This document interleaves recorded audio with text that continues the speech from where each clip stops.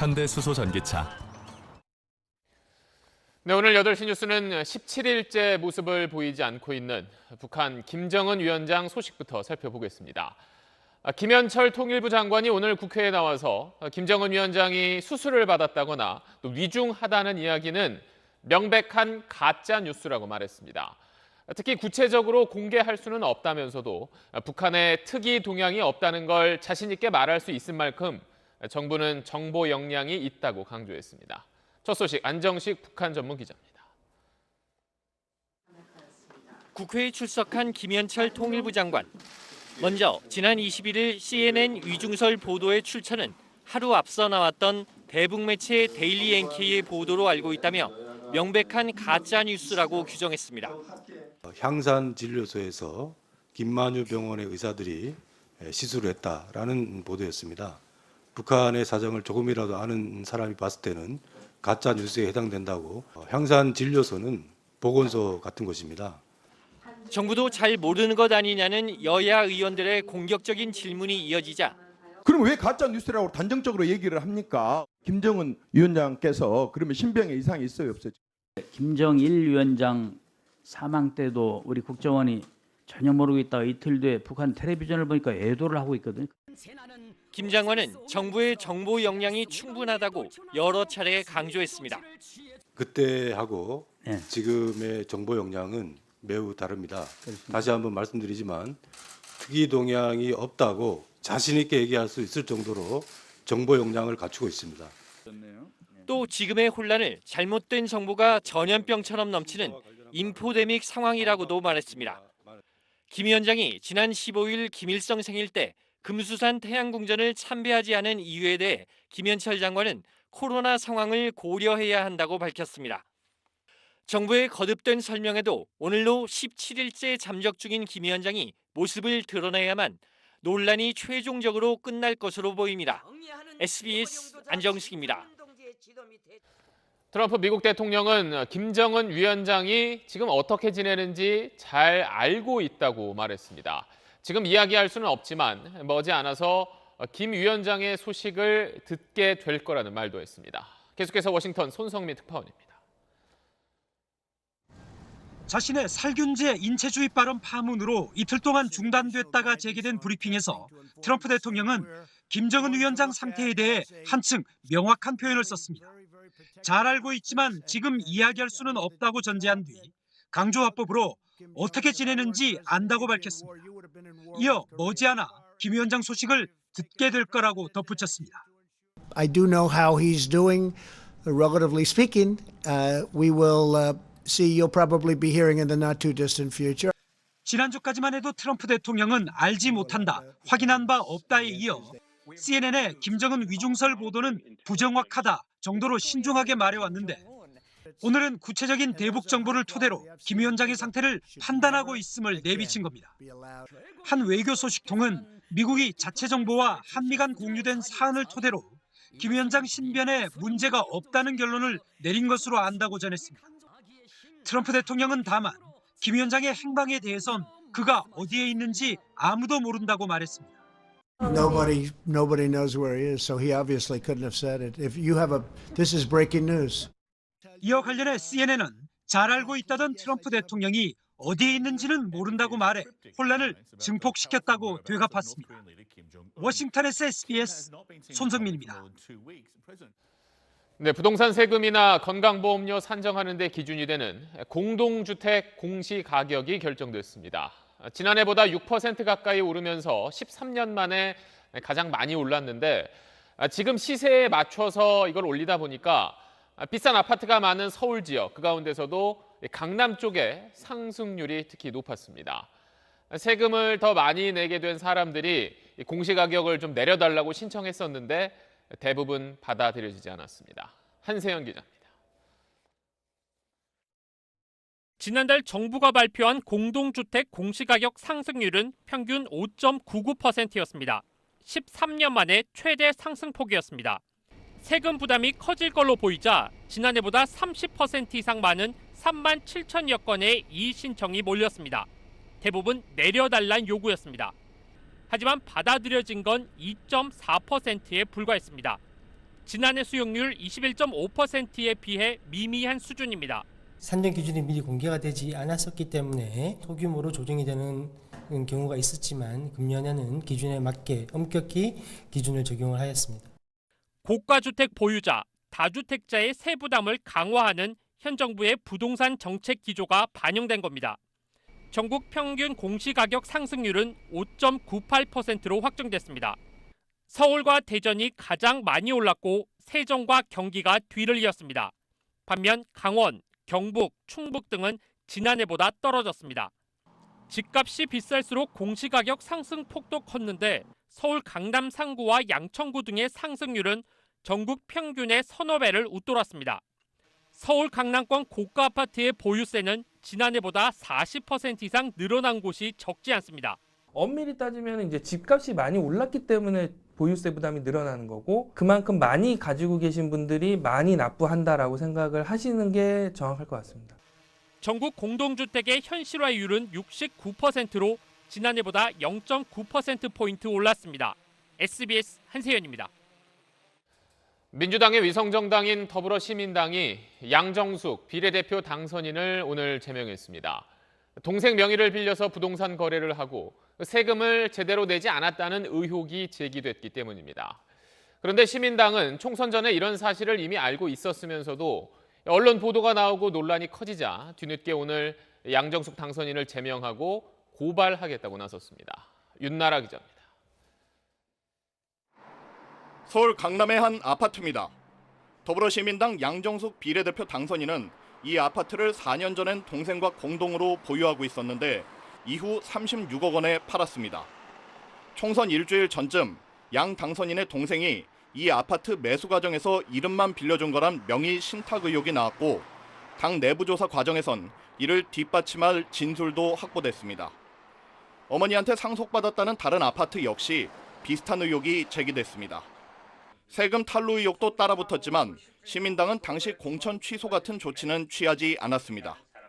시민당 관계자는 양 당선인에게 사퇴를 권고했지만 응하지 않았다며 총선까지 시간이 촉박했기 때문이라고 해명했습니다. 공천을 줄 때는 어땠을까? 시민당 측은 민주당에서 옮겨온 후보라 민주당이 검증했을 걸로 생각했다고 해명합니다. 그런데 정작 민주당 비례대표 공천 관계자는 양 당선인의 재산 형성 과정은 검증하지 않았다고 털어놨습니다. 양 당선인은 관련 의혹을 부인합니다. 명의신탁은 없었고 세금도 제대로 냈다는 겁니다. 세금 납부 내역은 다 소명을 했고요. 시민당 윤리위원회는 부동산 명의신탁 의혹과 허위자료 제출 의혹, 그리고 양 당선인이 정수장학회 임원이었던 점 등이 징계사유에 해당한다며 제명을 의결하고 법 위반 혐의에 대해 검찰에 고발하기로 했습니다. 양정숙에게 당규 제16조 1항 1호에 근거하여 제명을 의결합니다. 또한 형사 고발을 건의하는 바입니다. 양 당선인은 제명돼도 당선인 신분은 유지하기 때문에 자진 사퇴하지 않는다면 법 위반 피의자 신분으로 다음 달 20일 국회의원직에 취임하게 됩니다. SBS 윤나라입니다. 당 수습책을 두고 진통을 거듭해온 미래통합당이 오늘 김종인 비상대책위원장 임명안을 통과시켰습니다. 그런데 이번 비상대책위원회가 올해 8월 말까지, 그러니까 한 넉 달 동안만 하게 될 가능성이 커서 김종인 전 의원 측은 사실상 거부한다는 입장을 밝혔습니다. 이어서 백운 기자입니다. 김종인 비상대책위원장 임명안 표결을 위해 열린 통합당 전국위원회. 심재철 당대표 권한대행은 당 수습과 개혁을 위해 김종인 비대위에 힘을 실어달라고 호소했습니다. 위기를 수습하는 첫 단계에서부터 우리 당이 흩어지게 된다면 국민의 신뢰를 회복하기에는 참 힘들어질 것입니다. 회의장 밖에선 김종인 비대위 반대 시위가 벌어지기도 했는데 재적 전국위원 639명 가운데 절반 살짝 넘는 323명이 투표에 참여해 과반인 177명이 찬성, 김종인 비대위원장 임명안은 가결됐습니다. 하지만 김종인 비대위가 출범한다고 해도 4개월짜리 시한부 비대위에 그칠 수 있습니다. 통합당 당원에는 오는 8월 31일까지 전당대회를 열어야 한다고 돼 있기 때문입니다. 그래서 전국위원회에 앞서 상임 전국위원회를 열어 해당 조항을 고치려 했지만 개회 정족수가 안 돼 회의 자체가 열리지 못했습니다. 김종인 비대위에 반대해온 당내 중진들이 사전 작업을 해서 회의가 무산된 것 아니냐는 말이 나옵니다. 김 전 의원 측은 전국위 의결을 공식 추대로 생각하지 않는다며 사실상 거부 입장을 보였습니다. 추대가 아니다라고 말씀하셨는데 뭐 나한테 뭘 듣고 싶어 하는 거예요? 심재철 권한대행은 비대위가 출범한 뒤 당원 당규를 고치면 임기 문제를 해결할 수 있다며 김 전 의원에게 재차 비대위원장직 수락을 요청하겠다고 말했습니다. 하지만 비대위원장이 된 뒤에 스스로 임기를 늘리라는 주문이어서 김 전 의원이 수용할 가능성이 낮고 때문에 당 체제 정비를 둘러싼 통합당의 혼란은 당분간 계속될 걸로 보입니다. SBS 백운입니다. 1월 20일 확진 환자를 확인하였습니다. 위기 경보 단계를 심각으로 격상하여 대응 체계를 강화해 나가기로 하였습니다. 그렇게 많이 생산되는 마스크가 도대체 어디로 가 있습니까? 국민들과 의료진들께 감사드립니다. 하지만 코로나19는 아직 현재 진행형입니다. 네, 지난 1월 우리나라에서 코로나19 환자가 처음 나오고 100일이 흘렀습니다. 2월 말에는 한때 하루 추가 확진자가 900명을 넘기도 했었지만 최근 들어서는 어제 14명이 나온 걸 비롯해서 열흘째 추가 환자가 10명 안팎을 유지하고 있습니다. 그동안 크고 작은 위기가 있었지만 현재의 안정적인 상황을 만들기까지 국민, 의료진, 지자체 공무원들의 적극적인 노력과 참여가 매우 중요하였다는. 네, 들으신 대로 모두가 노력해서 여기까지 왔습니다만 걱정되는 건 사람들의 이동량이 서서히 다시 늘고 있고 또 사회적 거리두기도 조금씩 느슨해지고 있다는 점입니다. 먼저 김영래 기자가 현재 우리 일상을 둘러봤습니다. 지하철역엔 마스크를 쓰지 않은 사람을 찾아보기 어렵습니다. 하지만 붐비는 출근길, 사람들 사이 1, 2m 거리 두기는 여전히 지키기 어려운 숙제입니다. 승강장에 열차가 도착할 때마다 사람들이 엉키는 모습도 여전한데 승객들은 불안해도 어쩔 수가 없습니다. 지하철은 어쩔 수 없잖아요. 지금도 엄청 복잡한데 자리는 어떻게 거리를 띄워요? 못 띄우지. 정부는 철도와 항공 등 좌석이 지정된 교통수단의 경우 승객들이 띄워 앉게 좌석을 배정하도록 권고하고 있습니다. 열차 예매할 때도 서로 거리두기 하라고 이렇게 안내문도 나와 있고. 그래서 창가 쪽부터 우선 예약하게 돼 있는 거죠? 네. 하지만 승객이 늘면 무용지물입니다. 실제로 오는 황금 연휴 초반 경부선과 호남선 등 하행선 철도는 거의 매진이고 항공기 예매율도 다시 높아져 띄어 앉기는 사실상 불가능한 상황입니다. 다 발매되면 어쩔 수 없이 그 옆좌석까지는 발매가 되는 거죠. 식당들은 손님들이 다시 찾기 시작했지만 1, 2m 거리 두기, 한 방향으로 앉기 같은 수칙은 잘 지켜지지 않습니다.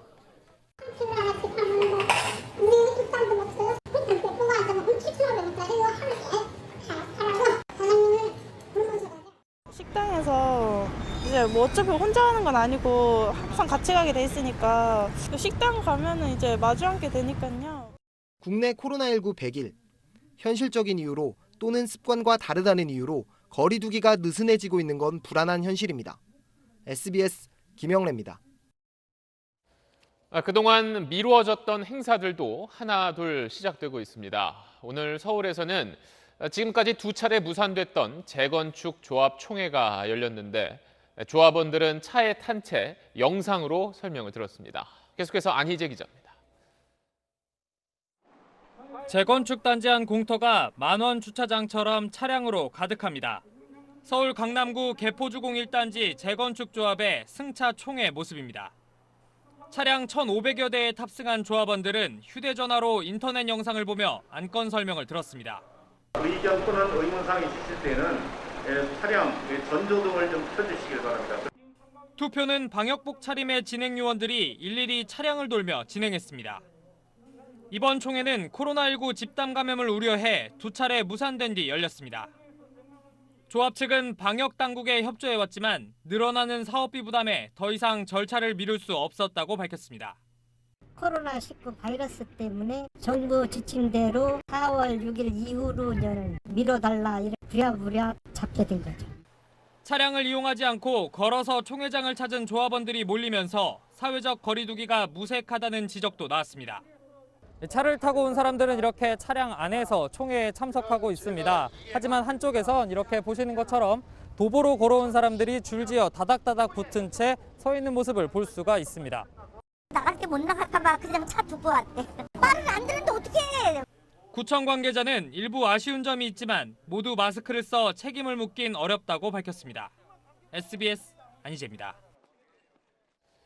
그동안 헌신적으로 환자를 돌봐온 의료진들은 이제 확진자가 많이 줄긴 했지만 그래도 아직 긴장의 끈을 놔서는 안 된다고 말합니다.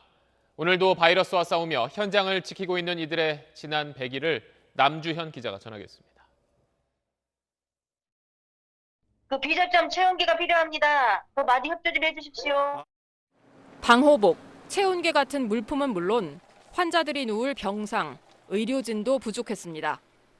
민간 병원으로는 유일하게 병원 전체를 비워 코로나19 환자 치료에 나섰던 대구 동산병원. 진짜 불같이 지나가는 것 같아요, 2달이. 이제 환자 수가 줄고 각종 물품도 넉넉해졌지만 이달 말 문을 닫는 생활치료센터 환자들이 속속 옮겨오고 있어 긴장을 늦출 순 없습니다. 지친 상태에서 가장 큰 문제가 되는 게 의료진들이 감염이 되지 않을까 싶은 그런 염려 때문에 계속 긴장하라고 주문하고 있습니다. 수도권 중환자를 담당해온 분당 서울대병원 음압병실 의료진도 마찬가지입니다. 인공 심폐장치, 에크모 치료를 받을 만큼 위중했던 환자가 건강하게 퇴원하고 병상 9개 가운데 6개가 비는 안정적인 상황이 됐지만 다른 병원 의료진의 확진 소식에 긴장의 끈을 조일 수밖에 없습니다. 장갑 안에가 이제 다 땀으로 이제 범벅이 되어 있어가지고 탈의할 때 장갑이 잘 벗겨지지도 않고 저희도 감염되지 않도록 잘 더 힘쓰고 있습니다. 병원 직원들도 모두 선별진료소 구석구석을 소독하며 코로나19에 함께 맞서왔습니다. 가장 중요한 게 이제 청결이고 소독이니까 거기에 대해서 가장 신경 쓰고 있습니다. 지금도 코로나19 최애 전선에 서 있는 이들은 재확산을 막는 데 다 함께 힘을 보태달라고 호소합니다. 긴장의 끈을 놓지 마시고 기본적인 사회적 거리 외출할 때 꼭 마스크 사용하시고 기본에 충실하십시오. SBS 남주현입니다. 네, 우리나라뿐 아니라 유럽은 물론 미국도 이제 코로나19가 정점을 지난 걸로 분석됩니다. 하지만 각 나라 보건당국은 종식이라는 말을 쓰는 대신에 올해 가을이나 겨울쯤 다시 유행할 수 있다며 거기에 대비해야 한다고 강조합니다. 먼저 조동찬 의학전문기자 리포트 보시고 나서 이 내용 조금 더 이야기해보겠습니다. 코로나19는 1918년부터 1920년까지 대유행했던 스페인 독감과 닮았습니다. 다른 감염병보다 감염력과 치명률이 높고 백신과 치료약이 준비되지 않은 상태에서 등장했기 때문입니다. 스페인 독감은 3번의 대유행이 있었는데 1918년 여름과 가을 그리고 이듬해 겨울이었습니다. 1차와 2차 대유행 후 일시적인 소강 상태는 감염자를 분리시키는 봉쇄 정책의 영향을 분석했고 3차 대유행 후 종식은 집단 면역의 결과물로 파악했습니다. 스페인 독감의 베일은 대유행 90년 후인 2008년에 본격적으로 벗겨집니다. 스웨덴, 노르웨이, 덴마크의 1차, 2차, 3차 대유행 희생자를 각각 살펴보니 2차 때 가장 많았습니다. 종합해보니 1차 대유행 치명률은 0.3%에 불과했지만 2차 대유행 때는 2.3%, 무려 7.6배나 상승했습니다.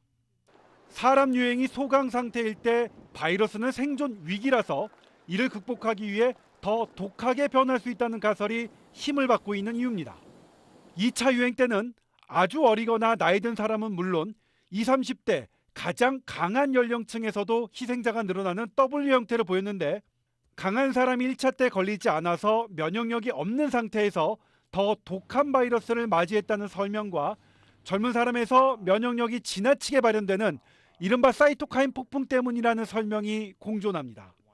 코로나19도 그대로 방치하면 100년 전 스페인 독감의 길을 밟을 수 있습니다.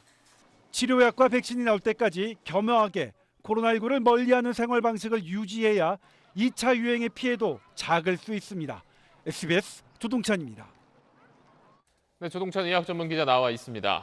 그리고 이제 다시 유행할 수 있다면 방역에 신경을 쓰면서 결국 이제 치료약, 백신을 기다려야 하는 건데 한동안 그 에볼라 치료제가 효과있다 이런 이야기가 있었잖아요. 그건 어느 정도 지금 진전이 된 건가요? 네, 우리나라에서는 에이즈 치료제와 말라리아 약으로 치료했는데 현재까지는 별로 효과가 없는 것으로 나타나고 있습니다. 그래서 이제 주목받는 게 에볼라 치료제인 렘데시비르인데요.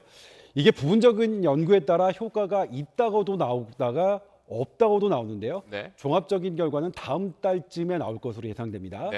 그리고 고용량을 썼더니 수컷쥐에서 고환을 손상했다는 실험 결과도 있는데 이것도 용량 조절로 해결이 가능할 수 있어서 아직 렘데시비르를 포기할 단계는 아니라고 보여집니다. 그 외 1,700여 개 약물이 현재 검토되고 있는데 치료약 등장은 예상보다 좀 더 빠를 수도 있을 것 같습니다. 빠를 수도 있다. 그렇다면 좀 언제쯤 치료약, 백신 나올 수 있다. 지금 예측할 수 있을까요? 네, 백신은 조금 어려울 것 같습니다. 지금 국제백신연구소가 되게 주요하게 생각하고 있는 백신들을 대상으로 최상의 시나리오를 돌려봐도 내년 초쯤으로 보여지고요. 그런데 치료약은 그것보다는 좀 빠를 것 같고 이르면 올해 내에서도 나올 수 있을 것 같습니다. 네, 치료약이 좀 올해 안이라도 나오면 그나마 좀 다행일 것 같은데요. 근데 문제는 완치 판정을 받은 사람 가운데 다시 또 이제 확진되는 사람이 늘고 있는데 이건 어떻게 봐야 되나요? 네, 국내외 연구를 종합해 보면요, 항체가 충분하면 설령 재양성 판정을 받더라도 별로 문제될 게 없어 보입니다. 중국이 코로나19 완치자 175명을 대상으로 한 연구에서요, 항체는요, 코로나19가 인간 세포벽에 붙는 걸 방해하는 게 확인됐습니다. 다만 완치자 중에서 30%는 항체량이 충분하지 않은 것으로 나타났는데요. 특이하게도 나이가 많아서 심하게 앓았던 사람이 항체량이 많고 젊어서 가볍게 앓으면 항체량이 적었습니다.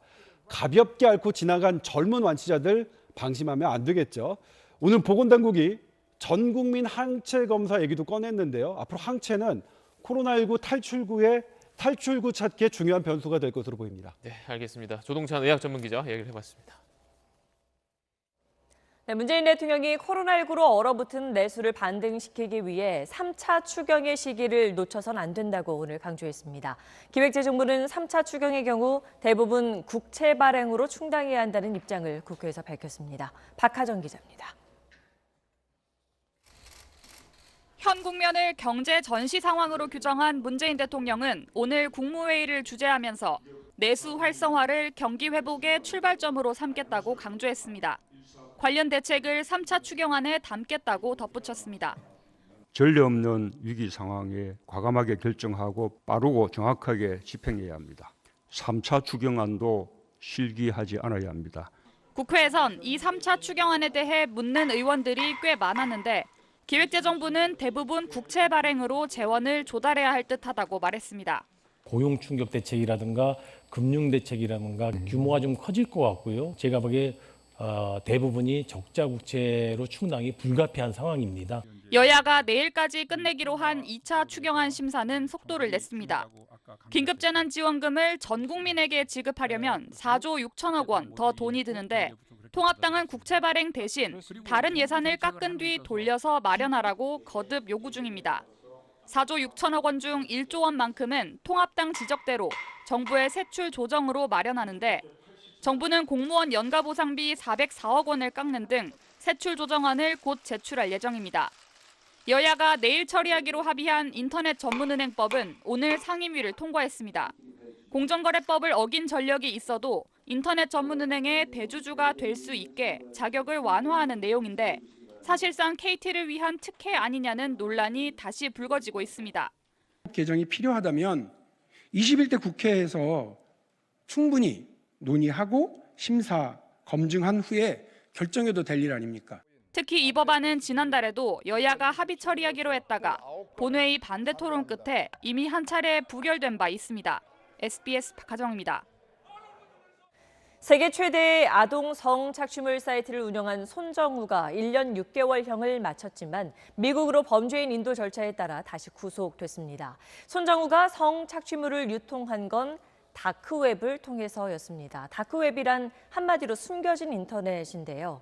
빙산 그림에서처럼 누구나 볼 수 있는 인터넷 정보는 10%에 불과하고 나머지 90%는 개인 이메일이나 회사 내부망처럼 검색으로는 접근이 어려운 정보들입니다. 그런데 이 비공개 영역 가운데서도 일반 브라우저로는 접속도 되지 않고 불법 정보가 넘쳐나는 게 바로 다크웹입니다. 클릭 한 번으로 범죄에 연루될 수 있다는 다크웹에 대해 김도균 기자가 취재했습니다. 특수 브라우저를 통해서만 접근할 수 있고 누가 어떤 활동을 했는지 흔적이 남지 않는 다크웹. 지난해 9월 이 다크웹에 동남아 일부 항공사의 고객 정보 747만 건이 올라왔습니다. 유효기간이 한참 남은 한국인 여권 정보도 21만 6천 건이나 됐습니다. 많은 범죄자들이 이제 그 여권 번호를 가지게 됐을 거고 실제로도 그런 경우가 있었기 때문에 지난해 다크웹에 유출된 한국 국적의 주민번호와 이메일 계정 등 개인정보는 1,000만 건이 넘습니다. 얼마나 유효한 정보일까? 국내 보안업체가 무작위로 연예인 90여 명을 골라 이들의 SNS 아이디와 같은 이메일 아이디가 있는지 검색해봤습니다. 아이디가 같아 본인 것으로 추정되는 이메일 아이디에 비밀번호까지 나온 게 조사 대상의 절반이 넘는 54개나 됐습니다. 한 방송인의 경우 보안업체에서 정보 유출 사실을 전달받고 비밀번호를 바꾸기도 했습니다. 해킹 피해를 봤던 유명인사는 물론 SBS 동료 기자의 개인정보도 다수 발견됐습니다. sbs.co.kr까지 해가지고 다른 사이트에 가입하신 적이 있으세요? 그치. 이메일 가입 많이 하니까. 그 비밀번호를 그걸로 설정하신 적 있어요? 그거는 비밀번호를 몰랐을 때가 있지 가끔. 다크웹의 가장 무서운 점은 한 번 올라간 정보는 사실상 삭제가 불가능하다는 겁니다. 웰컴 투 비디오 사건처럼 그 서버를 아예 압수수색을 해서 그 서버를 폐쇄시키지 않는 한은 그 정보는 계속해서 추가 피해를 막기 위해선 아이디와 비밀번호를 다양하게 또 주기적으로 바꿔야 하고 일부 사이트에서 지원하는 비밀번호와 휴대전화 이중인증 기능을 쓰는 게 가장 좋습니다. 2017년 하루 5천 명에 불과하던 국내 다크웹 접속자 수는 최근 하루 2만 명에 달할 정도로 급속히 늘어나는 상황. 수사당국은 불법 정보가 넘쳐나는 다크웹에선 클릭 한 번만으로도 범죄에 연루될 수 있다고 경고했습니다. SBS 김도균입니다. 한 초등학교 교사가 1학년 학생들에게 속옷 빨래 사진을 올리게 하고 성적으로 부적절한 표현을 해 논란이라는 소식 어제 전해드렸는데 경찰이 수사에 착수했고 청와대 청원 게시판엔 교사를 파면해달라는 글이 올라왔습니다. 정준호 기자가 보도합니다. 교사 A씨는 초등학교 1학년 아이들에게 속옷을 세탁한 사진을 찍어 학급 SNS에 올리게 한 뒤 이쁜 속옷이라는 식의 부적절한 표현을 썼습니다. 논란이 커지자 어제 오후 학급 SNS에 해명글을 올렸습니다. A씨는 표현상 오해의 소지가 있었고 부모들과 소통이 덜 돼 생긴 실수라고 적었습니다. 그러면서 자신을 비난하는 글은 소통이 아니라며 삭제해달라고 요구했습니다. 하지만 A씨가 자신의 블로그에 동료 교사에 대한 성적 농담을 한 대화 내용을 올린 사실 등이 알려지면서 논란은 더 확산되고 있습니다. 어제 학교 업무에서 배제된 A씨는 뒤늦게 자신의 블로그와 유튜브 채널에 있던 게시물을 모두 지웠습니다. 이런 가운데 A씨를 파면해달라는 청와대 청원이 오늘 올라왔는데 하루도 안 돼 5만 명이 넘게 동의했습니다. 경찰은 울산교육청 의뢰 하루 만에 A씨에 대해 수사에 착수했습니다. 경찰은 A씨에게 아동 성희롱 혐의 등을 적용할 수 있을지 검토하고 있습니다. 학교 선생님이 어떤 의도를 갖고 수치를 해준 건지 아니면 다른 또 있는지. 울산교육청은 경찰 수사 결과를 토대로 A씨에 대한 징계 여부를 결정할 방침입니다. SBS 정준호입니다. 서울의 한 빌라에서 70대 할머니와 손자인 12살 어린이가 숨진 채 발견됐습니다. 2달 전쯤 숨진 걸로 추정되는데 경찰은 타살 가능성이 크다고 보고 수사를 벌이고 있습니다. 전현남 기자입니다. 서울 동작구의 한 빌라. 어제 오전 11시 50분쯤 이곳에 사는 70대 할머니와 12살 A군이 실종됐다는 신고가 경찰에 들어왔습니다. 온라인 계약을 했는데도 A군이 계속해서 출석하지 않는다며 학교 측이 A군 친척에게 연락하자 친척이 경찰에 신고한 겁니다. 1시간쯤 지나 A군 집에 출동한 경찰은 인기척이 없는 걸 수상히 여기고 현관문을 따고 들어갔습니다. 방 안 옷장 안에선 A군과 A군 할머니인 70대 여성이 숨진 채 발견됐습니다. 시신은 비닐로 쌓여 있었고 상태로 밀어봤을 때 숨진 지 2달쯤 된 걸로 경찰은 추정했습니다. 할머니와 손자가 숨진 채 발견된 빌라입니다. 현재는 이렇게 경찰 출입 통제선이 쳐져 있는 상태입니다. 한 번 나오는데 좀 예수한 체격인 것 같더라고요. 두 대가 있었는데 한 대는 출국하고 또 한 대는 대기하고 있더라고요. 그러니까 이렇게 경찰이 많이 왔었다고 한 몇십 명 정도 온 것 같아요. A군 친척은 숨진 할머니와 지난달 초 마지막으로 스마트폰 메신저로 대화한 뒤 연락이 닿지 않았다고 말한 걸로 알려졌습니다. 이들과 함께 살던 A군 아버지도 현재 연락이 닿지 않는 상태입니다. 경찰은 타살 가능성을 염두에 두고 수사하고 있습니다. SBS 전연남입니다. 채널A 기자와 현재 검사장의 이른바 검언 유착 의혹을 수사하는 검찰이 오늘 채널A 본사를 압수수색했습니다. 윤석열 검찰총장이 수사를 지시한 지 11일 만에 본격적인 강제 수사에 착수한 겁니다. 이현영 기자입니다. 채널A 보도본부장실 앞에 기자들이 진을 치고 앉아 있습니다. 검찰이 오늘 오전 채널A 본사 압수수색을 시도하자 보도국 기자들이 이를 막기 위해 급히 모인 겁니다. 검찰이 압수수색에 나선 곳은 채널A 본사와 신라젠 의혹 취재를 담당했던 해당 기자의 자택 등 모두 5곳입니다. 검찰은 자료 제출 여부와 대상 등을 채널A 측과 계속 협의하면서 진행했다고 밝혔지만 채널A 측은 언론 자유를 침해하고 기자들의 취재를 위축시킨다며 압수수색을 중단하라고 반발했습니다. 민감한 취재 자료를 공유하는 공간에 검찰 수사 인력이 들이닥쳐 취재 업무를 방해하는 건 어떤 설명으로도 납득할 수 없다고 비판했습니다. 앞서 MBC는 지난달 채널A 기자가 이철 전 밸류인베스트 코리아 대표 대리인 지모 씨와 만난 사실을 보도했습니다. 이 기자가 윤석열 검찰총장 측근으로 알려진 현직 검사장과 통화한 녹취록을 읽어주며 수사에 영향력을 행사할 수 있으니 유시민 노무현 재단 이사장 비위 의혹 등을 알려달라고 종용했다는 겁니다. 친여권 성향 인물로 논란이 된 MBC 보도 제보자인 지 씨가 검찰을 믿지 못하겠다며 소환 조사에 응하지 않고 있는 만큼 채널A 기자와 검사장의 대화 녹음 파일이 실제 존재하느냐가 이번 수사의 핵심 쟁점이 될 걸로 보입니다.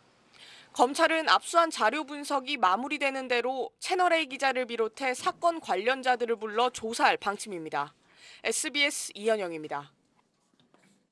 라임 자산운용의 돈줄이자 로비 의혹의 핵심 인물로 꼽히는 김봉현 전 스타모빌리티 회장 일당이 수원여객에서 횡령한 걸로 의심되는 돈이 모두 241억 원입니다. 그 가운데 약 90억 원을 어디에 썼는지 경찰이 확인했는데 상품권 사고, 빌린 돈 갚고 교회 헌금도 낸 걸로 나타났습니다. 강민우 기자가 단독 보도합니다. 김봉현 전 스타모빌리티 회장은 수원여객 재무이사 김모 씨 등과 모두 26차례에 걸쳐 수원여객 회삿돈 241억 원을 빼돌렸습니다. 수원여객을 인수한 지 7개월기인 2018년 10월부터 석 달 동안 빼낸 돈인데 이 중 약 90억 원이 김 전 회장의 개인 용도로 쓰인 사실을 경찰이 확인했습니다. 빌린 돈을 갚거나 받지 못한 채권을 회수한 데 썼는데 눈에 띄는 대목은 이 돈으로 상품권을 대량 구매했다는 점입니다. 김 전 회장은 라임 관련 로비의 핵심 인물로 꼽히는 인물입니다. 금융당국의 추적이 어려운 상품권을 대량으로 사들여 정관계 로비에 사용했을 가능성에 수사당국은 주목하고 있습니다. 횡령한 돈 가운데 일부는 교회에 헌금으로도 낸 것으로 파악됐습니다. 경찰은 김 전 회장이 횡령한 수원여객의 나머지 돈이 어디로 빠져나갔는지 추적하고 있습니다. 김 전 회장 체포 당시 은신처에서 발견된 돈이 5억 3천만 원뿐이었는데 함께 범행을 저지르고 해외로 도피한 수원여객 재무이사 김 씨가 나머지 횡령액을 국내외에 숨겨뒀을 수도 있다는 겁니다. 경찰은 수원여객 회삿돈 횡령 혐의 수사를 이번 주 내로 마무리하고 라임 사건을 맡고 있는 서울 남부지검으로 김 전 회장을 넘길 계획입니다. SBS 강민우입니다. 금은방에 침입해 32초 만에 귀금속을 털어갔던 일당이 붙잡혔습니다. 또래 남성 5명이 범행을 저질렀는데 한 명은 빚독촉을 받다가 금은방을 터는데 가담한 걸로 드러났습니다. TJB 최은호 기자입니다. 가방을 앞으로 맨 남성이 금은방 문 앞에 섭니다. 가방에서 꺼낸 망치로 강화 유리를 힘껏 내리치자 단 3번 만에 힘없이 부서집니다. 내부 침입한 남성은 진열대 안에 있는 목걸이와 반지 등을 닥치는 대로 쓸어 담은 뒤 달아납니다. 범행 시간은 단 32초, 보안업체가 출동했지만 이미 현장을 떠난 뒤였습니다. 귀금속 1,500만 원을 훔쳐 달아났던 19살 A군은 아버지의 설득으로 범행 이틀 만에 자수했습니다. 경찰은 동네 선후배 사이인 공범 4명도 검거했습니다. A군은 공범들의 진 200만 원을 갚지 못하자 장기라도 떼서 돈을 마련하라고 해 금은방 절도를 함께 모의했다고 털어놨습니다. 이들은 렌터카와 망치를 마련한 뒤 사전 답사를 통해 강화 유리로 만든 금은방을 고른 것으로 드러났습니다. 셔터 등으로 방범망을 구축하시면 범행 예방에 더욱더 효과를 볼 수 있겠습니다. 경찰은 범행에 가담한 이들 5명 모두에 대해 구속영장을 신청했고 법원은 이들의 죄질이 좋지 않다며 모두 구속시켰습니다. TJB 최은호입니다. 다음 소식입니다. 국세청이 신천지 예수교에 대한 특별 세무조사에 들어갔습니다. 이만희 총 회장이 헌금을 횡령해서 개인 비자금을 만들고 또 세금도 제대로 내지 않았다는 혐의를 집중 조사할 걸로 보입니다. 정성진 기자입니다. 신천지 교회의 주요 세금 탈루 혐의는 이만희 총회장이 개인 비자금을 조성했느냐는 겁니다. SBS가 확보한 신천지 내부 문서를 통해 신천지가 과천에 대규모 성전을 짓는다는 명목으로 지파별로 수십억 원의 헌금 액수를 할당하고 걷어들인 의혹이 제기됐습니다. 지난 20년 가까이 이렇게 거둔 헌금만 수천억 원에 달할 걸로 추정됩니다. 자릿세를 내야 된다 이거예요, 한마디로. 지파별로 뭐 40억, 10억, 뭐 100억 이렇게 올라오는데 이 돈에 대해서 모른다는 거죠. 성전 건축은 명분에 불과했고 해당 헌금이 이만희 총회장의 개인 비자금으로 흘러 들어갔다는 증언도 나왔습니다. 내가 관리할 때 2천억 정도 됐다 그랬잖아요. 현금 보면 이제 차명 계좌로 관리를 하는데 그러면은 다른 이제 자기 측근들 이제 뭐 해서 글로 차명 계좌를 쪼개는 거죠. 서울지방국세청 조사사국이 직원 200여 명을 투입해 전국에 산재한 신천지 교회와 부속기관에서 관련 서류들을 확보한 것도 비자금 조성 경로를 확인하기 위한 것으로 보입니다. 국세청은 신천지가 신도들에게 받은 성금에 대해 허위로 기부금 영수증을 발급해준 혐의에 대해서도 조사할 것으로 알려졌습니다. 신천지 측은 이만희 총회장 개인은 단 1원도 가져간 게 없고 세금 부분에 있어 어떤 교회보다 떳떳하다며 세무조사를 통해 진실이 밝혀질 것이라는 입장입니다. SBS 정성진입니다. 전주에서 30대 여성을 숨지게 한 혐의로 구속된 남성이 체포된 지 9일 만에 범행 대부분을 인정했습니다. 그런데 그 여성의 금품을 빼앗은 혐의는 강하게 부인하고 있습니다. 그 이유를 유수환 기자가 취재했습니다. 31살 A씨는 전주에서 실종된 30대 여성을 살해하고 금품을 빼앗은 혐의로 구속된 뒤에도 혐의를 부인해왔습니다. 그러다 어제 마지막 피의자 신문에서 돌연 입장을 바꿔 자신이 살해하고 시신을 버렸다고 시인했습니다. 지난 19일 강도 살인 혐의로 긴급 체포된 지 9일 만입니다. 경찰이 폭행 장면이 담긴 CCTV와 휴대전화 위치 정보 같은 단서로 추궁하자 범행 사실을 인정한 겁니다. 피의자는 처음부터 범행을 부인하고 있으나 우리가 수집한 증거로 충분히 입증이 가능하다고 생각이 됩니다. 하지만 A씨는 여전히 강도 혐의는 부인하고 있습니다. 숨진 여성의 금팔찌를 A씨의 아내가 갖고 있고 여성의 통장에서 자신의 계좌로 48만 원이 이체된 데에 대해 금팔찌는 받은 거고 48만 원은 빌린 거라고 주장하고 있는 걸로 알려졌습니다. 살인 혐의를 시인하면서도 강도 혐의를 부인하는 건 감형을 노린 걸로 경찰은 보고 있습니다. 형법상 강도 살인은 사형 또는 무기징역형에 해당되지만 단순 살인은 5년 이상의 징역형에 해당되기 때문입니다. 하지만 경찰은 살인과 시신 유기, 강도 혐의를 모두 적용해 A씨를 검찰에 넘길 방침입니다. SBS 유수환입니다. 네, 코로나19 때문에 원격 수업으로 1학기가 진행되고 있는 가운데 EBS가 부정 수강을 한 걸로 의심되는 학생들을 학교에 통보했습니다. 서로 다른 두 개의 수업을 한 명이 동시에 듣거나 하는 경우인데 억울한 사례들도 나오고 있습니다. 자세한 내용 안상우 기자가 전하겠습니다. 고등학생 A군은 어제 학교로부터 부적정 수강이 의심된다는 통보를 받았습니다. 서로 다른 수업을 동시에 들은 걸로 의심된다며 담당 과목교사가 A군의 접속 기록을 보내온 겁니다. 하지만 A군은 부정 수강과는 무관하다고 설명합니다. 수강 완료가 안 되고 한 40% 수강이 됐다. 그런 경우 완료가 안 된 과목들을 음수거해놓은 상태로 켜놓는 그런 게 많았어요. 부정이 된 거죠. EBS 측은 둘 이상의 수업을 동시에 수강하거나 매크로 프로그램을 사용하는 등 비정상적 접속이 의심되는 사례를 어제부터 학교 측에 전달했는데 전체 사용자의 1.3%인 2만 8천여 명의 학생이 의심 사례로 통보됐습니다. 문제는 접속 기록을 근거로 하다 보니 정상적으로 수강한 학생도 의심받을 수 있다는 겁니다. 실제로 어린 자녀가 수강 중인 수업을 학부모가 다른 기기로 함께 듣다가 의심 통보를 받는 등 억울함을 호소하는 문의글들이 EBS 온라인 게시판에 접수되기도 했습니다. 선생님하고 신뢰관계에 어쨌든 그런 트러블이 생길 수도 있는 거잖아요. 그 학교에서 선생님 얼굴도 못 봤는데 이렇게 의심받는 게 좀 너무 싫었어요. EBS는 오늘부터 억울한 의심 사례들에 대해선 교사가 직접 출석을 인정할 수 있도록 개선하기로 했습니다. 하지만 궤도에 오른 한국형 원격 수업이 공정성을 담보하려면 개선 노력이 필요하다는 지적입니다. SBS 안상우입니다. 코로나19로 많은 곳이 어려움을 겪고 있는데 관람객이 크게 줄어든 동물원도 그렇습니다. 대구의 한 동물원에선 먹이도 충분히 주기 힘든 상황인데요. 한소희 기자가 다녀왔습니다. 앙상한 꼬리뼈를 드러낸 암사자가 우리 안에 우두커니 앉아 있습니다. 숫사자는 살이 빠져 갈비뼈가 비칠 정도입니다. 2마리였던 수달은 이제 1마리만 남았습니다. 코로나19 여파로 2달 동안 문을 닫으면서 동물들 먹이 주기조차 여의치 않은 상황입니다. 하루에 한 10마리 정도는 좀 더 줬었어요. 평균적으로. 힘들어지다 보니까 저희가 한 7마리밖에 줄 수 없는 상황까지 갔었거든요. 한 5억 정도는 저희가 지금 피해를 보고 있는 상황이에요. 지난 주말 다시 문을 열었지만 휴업 기간을 견디지 못해 9명이던 사육사도 4명으로 줄었습니다.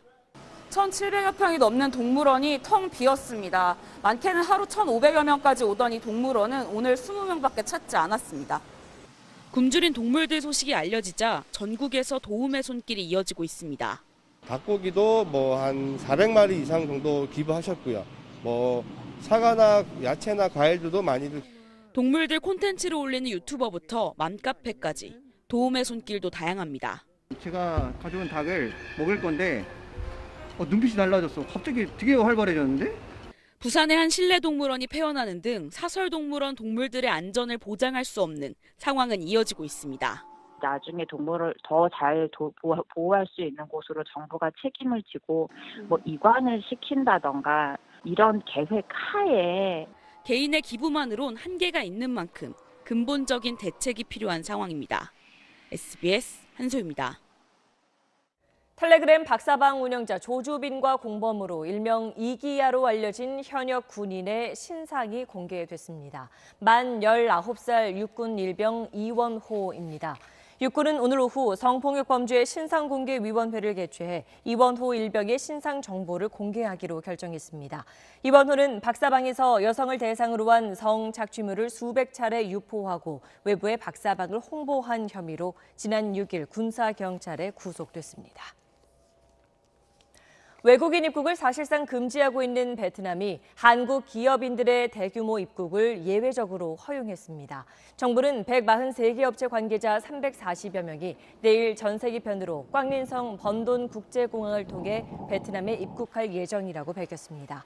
기업인들은 모두 코로나19 검사에서 음성 판정을 받았지만 베트남 입국 후 14일간 호텔 격리를 마친 뒤 각자 사업장으로 이동하게 됩니다.